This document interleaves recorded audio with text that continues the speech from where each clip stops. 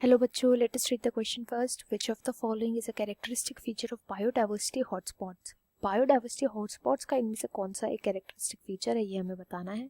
यहाँ पर जो की कॉन्सेप्ट यूज़ किया जाएगा वो हम हॉटस्पॉट को डिस्कस करेंगे कि होता क्या है। फोन वाला हॉटस्पॉट तो अलग है, बायोलॉजी वाला हॉटस्पॉट क्या होता है ये हम देखते हैं। तो हॉटस्पॉट बेसिकली हमें बताता है कि ऐसा कोई रीज़न जहाँ पर स्पीशीज़ रिचनेस बहुत ज़्यादा हो, स्पीशीज़ की डाइवर्सिटी भी हम बोल सकते हैं या स्पीशीज़ की रिचनेस भी हम बोल सकते हैं कि ये बहुत ज़्यादा प्रेजेंट हो, अच्छी स्पीशीज़ डाइवर्सिटी प्रेजेंट हो। बट हाई स्पीशीज़ रिचनेस तो यहाँ पर होगी, हाई होगी यहाँ पे स्पीशीज़ रिचनेस जो होगी।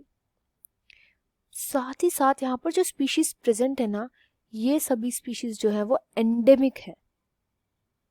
एंडेमिक का मतलब क्या होता है, ये बोलते हैं कि जब कोई भी चीज़ जो होती है वो उस पर्टिकुलर जगह पर ही पाई जाती है, वहाँ से बाहर कहीं भी पाई नहीं जाती, उस चीज़ को हम बोलते हैं कि एंडेमिक है। यानी वो स्पीशीज़ जो उन पर्टिकुलर एरियाज में ही प्रेजेंट है, उन पर्टिकुलर रीजन में ही प्रेजेंट है, उन रीजन से बाहर कहीं भी पाई नहीं जाती।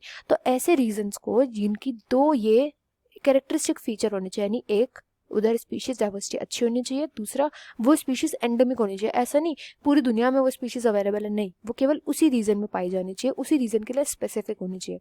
तो इन दो कैरेक्टरिस्टिक फीचर्स को अगर हम कहीं भी देखें तो उस एरिया को हम घोषित कर देते हैं एज बायोलॉजिकल हॉटस्पॉट। अच्छा, अब ये हॉटस्पॉट अगर हम इंडिया की बात करें तो इंडिया के अंदर कहाँ पे प्रेजेंट है?